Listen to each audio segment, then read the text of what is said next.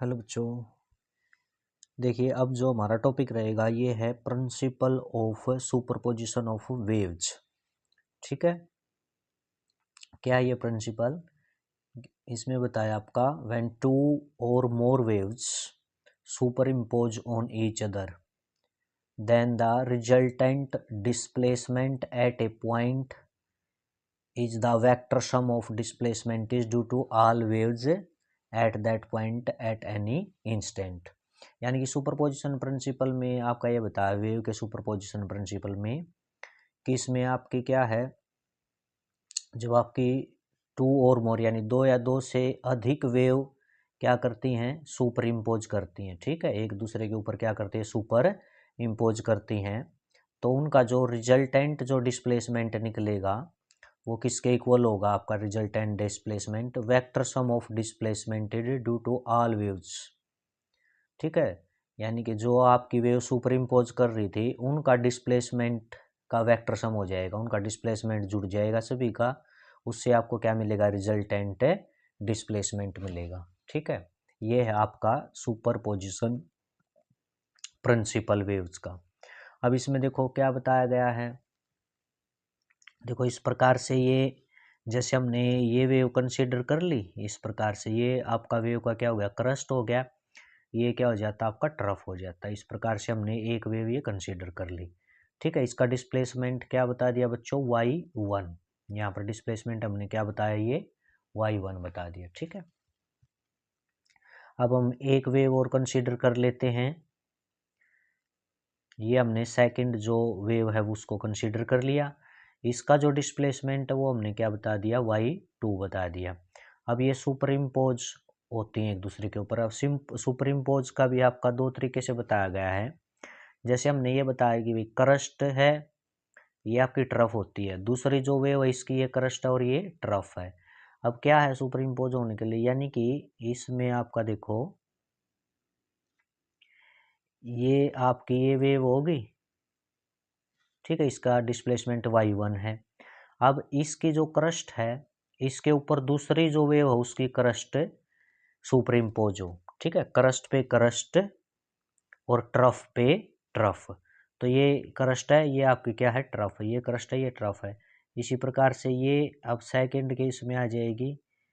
जो ये सेकंड है इसकी क्रस्ट इसके क्रस्ट पे आ जाएगी और ये ट्रफ पे ट्रफ आ जाएगी। ठीक है, जो क्रस्ट और क्रस्ट पे क्रस्ट और ट्रफ पे ट्रफ जब सुपर इम्पोज होती हैं तो क्या है? आपका जो रिजल्टेंट वेव है ये इस प्रकार से बनी।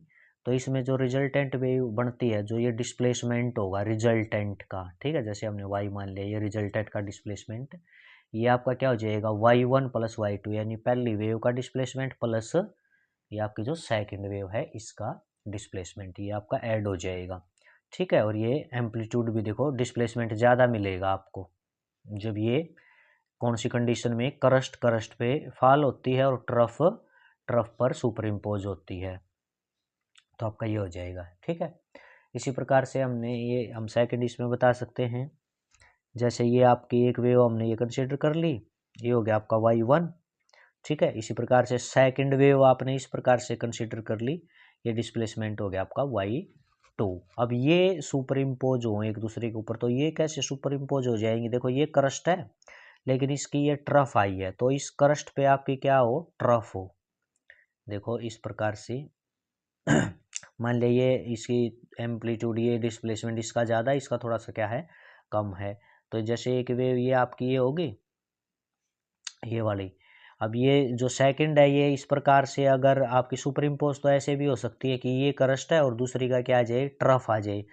तो ट्रफ ये आपका इस प्रकार से हो जाएगा और ये आपका ऐसे हो जाएगा। ठीक है, ऐसे सुपर इम्पोज होगी इस एक का क्रस्ट और दूसरी का ट्रफ।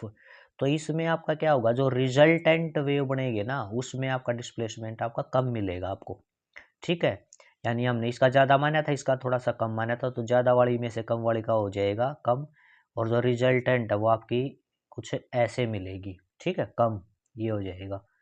ये डिस्प्लेसमेंट है जो रिजल्टेंट का, ये दोनों से ही क्या होगा? आपका कम हो जाएगा रिजल्टेंट डिस्प्लेसमेंट। ठीक है, ये हो जाएगा आपका y1 माइनस y2। यहाँ y1 माइनस y2 क्यों बताया? क्योंकि y1 इसका क्या है? आपका ज़्यादा है। तो ये सुपर इम्पोज इस प्रकार से होती हैं। आपने ये रिजल्टेंट डिस्प्लेसमेंट का ये एक प्रकार से वेक्टर सम ही है ये। आप कहोगे यहाँ तो माइनस हो गया, ये माइनस नहीं है, ये आपका क्या है, बस ये इसका जो डिस्प्लेसमेंट है वो आपका क्या है, ज़्यादा है और इसका क्या है, कम है। ठीक है, ये नेगेटिव साइन ये अपोज उसको दिखाता है कि एक ये क्रस्ट है और दूसरी का क्या आता है, उस पर ट्रफ आता है। ठीक है, दूसरी का क्या आता है, ट्रफ। ये इस प्रकार से ये जो रिजल्टेंट आपका ये जैसे पहली का y1 प्लस अब सेकंड का, लेकिन अब ये क्रस्ट के ऊपर क्या आई है, ट्रफ आई है, इसलिए इस डिस्प्लेसमेंट को आपका -y2 ऐसे दिखा दिया। ठीक है, -y2। अब ये ऐसे इसको सोल्व करेंगे तो आपका ये y1 -y2 ही लिखा जाएगा। ठीक है ये क्या आपका वेक्टर सम ही है एक प्रकार से, बस ये माइनस ये अपोजिट डिस्प्लेसमेंट के लिए दिखा रहा है ये, यानी कि ये क्रस्ट के ऊपर किसको सुपर इम्पोज करवाया है, ट्रफ को, क्रस्ट के ऊपर ट्रफ आई है, इसलिए माइनस साइन आया यहाँ पर। ठीक है, तो ये था आपका बच्चों क्या था, सुपर पोजिशन प्रिंसिपल, यानी जिसमें दो या दो से अधिक वेव एक दूसरे के ऊपर क्या करती है, सुपर इम्पोज करती हैं, और उनका जो रिजल्टेंट डिस्प्लेसमेंट हमें मिलता है वो क्या होता है, वेक्टर सम, सभी डिस्प्लेसमेंट का क्या है, वेक्टर सम हो जाता है। ठीक है, इसमें आपके दो तरीके से सुपरइम्पोज होती है, क्रस्ट पे आपकी क्रस्ट, जब एक वेव के क्रस्ट पे दूसरे का क्रस्ट गिरेगा, फॉल होगा, तो जो रिजल्टेंट है उसका डिस्प्लेसमेंट आपका ज़्यादा होगा, और रिजल्टेंट जो वेव बनेगी। और एक तरीका क्या होता है इसमें कि एक का वेव है उसका क्रस्ट और दूसरी का क्या हो, ट्रफ हो।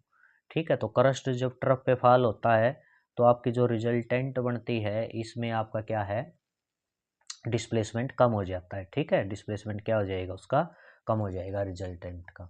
तो ये था बच्चों आपका principal superposition of waves. ठीक है, इसको कर लेना। Okay, thank you.